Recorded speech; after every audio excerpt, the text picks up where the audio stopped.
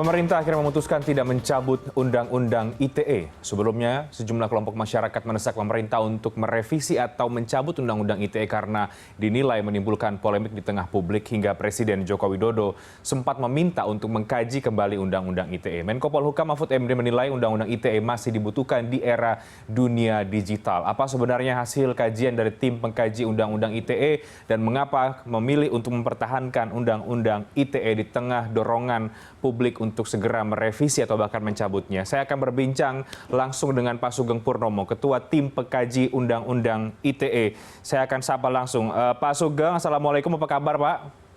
Waalaikumsalam warahmatullahi wabarakatuh. Alhamdulillah sehat. Baik, Pak Sugeng, kita akan langsung membahas karena kemarin Pak Menko sudah memutuskan, pemerintah memutuskan bahwa Undang-Undang ITE tetap dipertahankan, Pak.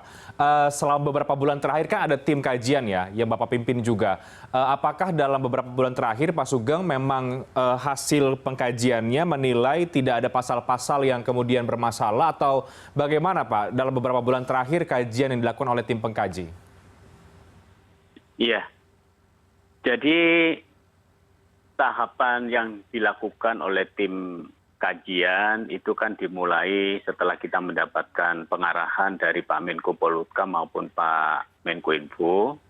Kita mengadakan FGD dengan mengundang berbagai pihak.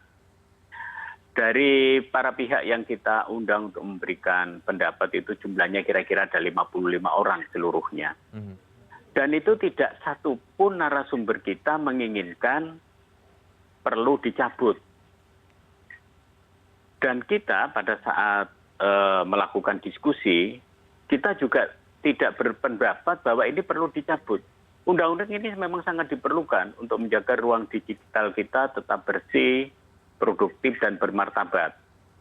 Nah, dari hasil diskusi yang kita lakukan, maka yang diperlukan adalah untuk menyusun pedoman implementasinya sehingga tidak terjadi penafsiran yang berbeda-beda atau yang sering kita dengar adalah salah tafsir. Jadi itu yang dapat kita hasilkan. Di samping tim juga berpendapat Undang-Undang ITE ini perlu dilakukan revisi nantinya, tapi kita memberikan rekomendasi itu kepada Pak Menko dan tentunya nanti untuk perubahan ada tahapan-tahapan yang memang itu menjadi tahapan yang katakanlah bertahap dilakukan. Baik, Pak Sugeng, artinya ada pihak-pihak yang diundang untuk FGD. Siapa saja Pak kelompok-kelompok masyarakat atau lembaga yang kemudian diundang? Karena kan ada banyak pihak yang menaruh perhatian penuh terhadap Undang-Undang ITE. Ada kelompok-kelompok LSM masyarakat juga yang selama ini kita dengar mereka cukup vokal untuk merevisi atau meminta untuk dicabut. Apakah kelompok tersebut juga menjadi bagian yang diundang, Pak Sugeng? Baik, awalnya pada saat kita memulai itu setelah mendapatkan pengarahan dari Pak Menko Polhukam maupun dari Pak Menko Info, kemudian kita mendapatkan pembekalan dari Pak Wamenkumham, Prof. Edi Herit. Dan selanjutnya kita juga mendapatkan penyampaian materi dari Ketua Harian Kompolnas. Nah, selebihnya kita mengundang ada kelompok pelapor dan terlapor yang berhubungan dengan Undang-Undang ITE itu ada 16 orang. Kemudian dari kelompok aktivis, masyarakat sipil, dan aktif dan praktisi itu ada 13 orang. Kemudian dari kelompok pers itu ada 4 orang, termasuk ada LBH Pers di dalamnya. Kemudian kelompok akademisi itu ada 8 orang. Itu ada beberapa yang dari luar Jakarta juga yang kita undang, termasuk ada Solo dan Jogja, termasuk Bandung, selain Jakarta sendiri tentunya. Kemudian dari kelompok DPR atau partai politik ada 3 orang, dan kementerian lembaga ada 11 orang. Nah, jadi dari hasil diskusi dengan para narasumber itu pada prinsipnya adalah undang-undang ini tetap diperlukan untuk menjaga ruang digital kita tetap baik. Oke. Baik, jadi pertimbangan utama atau menjadi dasar kemudian tidak mencabut undang-undang ITE ini adalah karena untuk menjaga ruang digital yang kemarin juga sempat disampaikan oleh Pak Menko Polhukam, Pak Mahfud MD. Selama ini Pak Sugeng, pasal 27 sampai dengan 29 ini dianggap pasal yang karet, multitafsir, juga terkait dengan pencemaran nama baik dan juga penistaan agama. Nah, untuk pasal-pasal yang sensitif atau yang kerap kali memicu polemik di tengah publik ini, apa hasil kajian ya Pak? Apakah kemudian ini masalah penafsiran saja atau memang pasalnya tidak ada, atau undang-undangnya ataupun pasalnya tidak ada yang salah? Jadi begini, pertama saya ingin menjelaskan dari sisi implementasinya. Nah, di dalam implementasi ini kita menemukan ada penafsiran yang tidak sama antara satu aparat penegak hukum dengan aparat penegak hukum lain, dan kita merasakan ada implementasi yang tidak tepat. Maka tim berpendapat ini perlu disusun pedoman untuk implementasinya sehingga tidak terjadi yang kita sudah sama-sama tahu banyak pihak mengatakan multitafsir, implementasi yang tidak tepat dan lain-lain. Nah, pedoman ini disusun untuk menjadi katakanlah bagian dari penegakan hukum di Undang-Undang ITE sehingga tidak terjadi lagi multitafsir atau di dalam implementasinya menghindarkan dari hal-hal yang dianggap tidak tepat. Nah, di samping itu, tim kajian juga berpendapat di dalam diskusi dan akhirnya itu menjadi salah satu rekomendasinya juga bahwa pasal-pasal tertentu di dalam Undang-Undang ITE kita itu perlu dilakukan revisi. Kenapa dilakukan revisi? Pertama untuk memperjelas. Dan yang kedua memang kita juga mempertimbangkan putusan Mahkamah Konstitusi nomor 50 tahun 2008 maupun putusan Mahkamah Konstitusi nomor 76 tahun 2017. Ini kan dinamika di dalam penegakan hukumnya. Nah, ini perlu kita sesuaikan sehingga kita merekomendasikan untuk dilakukan revisi pasal-pasal tertentu di dalam Undang-Undang ITE. Pasal-pasal tertentu itu apa saja Pak Sugeng? Pasal-pasal tertentu itu yang perlu dilakukan revisi ya, kalau saya bicara revisi, itu mulai pasal 27, ayat 1, ayat 3, ayat 4, kemudian pasal 28, ayat 1, ayat 2, pasal 29, kemudian pasal 36, kemudian ada lagi pasal 45, 45A, 45B, itu yang kita usulkan untuk direvisi. Nah, di samping itu, tim juga mengusulkan untuk mereformulasi ketentuan pasal 14 dan 15 Undang-Undang 146 yang selama ini juga menjadi sorotan narasumber kita dan menjadi polemik di dalam diskusi-diskusi di tengah masyarakat. Sehingga kita mengusulkan untuk direformulasi dan ditempatkan di posisi pasal 45C seandainya nanti dilakukan revisinya.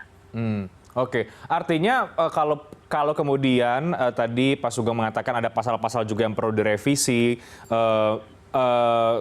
mengapa kemudian ujungnya kita tahu bahwa tidak ada revisi yang cukup besar dalam undang-undang ini, Pak? Hanya minor saja revisinya, soal frasa misalnya, atau penambahan pasal? Kalau ini dikatakan revisi minor, ya itu artinya begini, tidak seluruhnya pasal-pasal itu kita revisi, karena begini, pasal-pasal yang mengatur tentang perbuatan yang dilarang dan diatur dengan ancaman pidana itu bukan hanya pasal 27 sampai 29 kemudian ditambah pasal 36. Tapi ada pasal 30, pasal 31, pasal 32 sampai 34. Nah, maka kita tidak menganggap jadi persoalan pasal-pasal di atas pasal 30. Nah, sehingga kita berpendapat yang perlu dilakukan revisi terbatas adalah pasal 27, 28, dan 29. Oke, jadi pasal revisi terbatas 27, 28, dan juga 29. Nah, pada akhirnya... Ditambah tadi saya sudah terangkan, ini ditambah lagi pasal 36. Pasal 36 ini tidak mengatur secara spesifik tentang perbuatan yang dilarang. Tapi dalam kondisi tertentu, ancaman pidananya diperberat menjadi 12 tahun kalau menimbulkan kerugian. Nah, ini kita perjelas di dalam revisinya itu. Kerugian itu kerugian seperti apa? Nah, untuk pasal-pasal yang tadi dijelaskan Pak, 27, 28, 29 itu bentuk revisinya seperti apa? Karena yang kemudian kita dengar kemarin tampaknya tidak ada revisi pada pasal-pasal ini Pak, hanya kemudian dibuat saja panduannya nanti. Jadi begini, itu kan memang di dalam tim kajian itu kita dibagi dalam 2 subtim. Subtim 1 itu untuk mempersiapkan pedoman implementasinya. Subtim 2 bertugas untuk mengkaji substansi dari pasal-pasal Undang-Undang ITE ini, kemudian nanti menentukan perlu tidaknya dilakukan revisi. Jadi kalau hasil keseluruhan dari tim kajian ini adalah Subtim 1 telah menyusun pedoman implementasinya adalah pedoman implementasi dari Undang-Undang ITE yang sekarang ini ada. Jadi pedoman implementasi yang disusun oleh Subtim 1 ini adalah mulai pasal 27, 28, 29. Nah, ini sangat diperlukan sehingga pada saat ke depan penegakan hukum yang terkait dengan Undang-Undang ITE ini ada pedoman yang sama. Tapi yang perlu dipahami begini, pedoman yang disusun ini nanti tidak akan berlaku apabila belum ditindaklanjuti dengan surat keputusan bersama. Makanya tim merekomendasikan setelah ini ada pertemuan antara aparat penegak hukum, yaitu aparat penegak hukum yang ada di Kemenkominfo karena mereka juga punya PPNS, kemudian dengan kepolisian dan kejaksaan. Nah, pertemuan 3 lembaga ini nanti diwujudkan dalam bentuk surat keputusan bersama yang mengatur tentang pedoman implementasi dari Undang-Undang ITE. Nah, ini nanti diharapkan bisa menjadi pegangan dari teman-teman aparat penegak hukum, baik penyidik maupun penuntut umum di dalam melaksanakan Undang-Undang ITE. Kemudian untuk Subtim 2, tadi sudah saya sampaikan mengkaji tentang substansi undang-undangnya. Nah, kita melihat ternyata memang perlu ada perubahan. Di antaranya adalah ada putusan Mahkamah Konstitusi yang perlu ada perubahan memang di dalam undang-undang itu. Misalnya, putusan Mahkamah Konstitusi nomor 50 tahun 2008, nomor 76 tahun 2017, itu perlu dijabarkan lebih lanjut. Sehingga di dalam formulasi dari pasal-pasal yang katakanlah selama ini menjadi sorotan banyak pihak, itu bisa menjadi lebih jelas. Oke, baik Pak Sugeng. Jadi artinya nanti akan ada semacam pedoman tafsir begitu ya yang disepakati oleh 3 lembaga kalau saya tidak salah. Itu kemudian hasil konversi kemarin kan ya Pak. Artinya nanti undang-undangnya tetap ada, undang-undang ITE tetap ada, tapi kemudian ada tafsir-tafsir yang menjelaskan agar tidak terjadi kekacauan lagi di ruang publik. Begitu Pak Sugeng? Saya tidak bisa mengatakan tafsir ya. Kalau undang-undang tidak boleh ditafsirkan. Ya? Tetapi ini adalah pedoman pada saat implementasi dari pasal-pasal yang dipersoalkan. Seperti tadi saya sampaikan mulai pasal 27, 28, 29 kita sudah susun pedoman untuk implementasinya sehingga ada keseragaman di dalam penegakan hukum yang terkait dengan pasal-pasal tersebut. Oke, baik. Pak Sugeng terakhir, karena sejak kemudian ini ada angin revisi begitu ya di awal, saya juga ingat beberapa waktu yang lalu kita wawancara juga dengan Pak Sugeng ketika awal dibentuk tim pekaji ini. Kan ada semacam harapan dari sejumlah kalangan agar kemudian direvisi atau mungkin dicabut pasal-pasal yang dianggap karet tadi itu. Tapi juga sejak awal sudah dirasa bahwa rasanya tim ini memang lebih banyak orang-orang yang pro terhadap Undang-Undang ITE. Nah ini kan sudah ada hasilnya Pak. Ini mungkin Anda perlu juga menjawab kepada sebagian publik yang merasa bahwa sejak awal memang tampaknya ini akan dibuat buku panduan saja, tidak akan ada pencabutan atau bahkan revisi. Apa jawaban Anda Pak Sugeng? Jawaban saya cuma satu. Karena hasil kerja tim ini sudah diserahkan kepada Pak Menko Polhukam yang telah memberikan perintah kepada tim. Dan salah satu rekomendasi dari tim ini bukan hanya terkait masalah pedoman implementasi. Kita memang merekomendasikan untuk dilakukan revisi, untuk dilakukan reformasi ulang.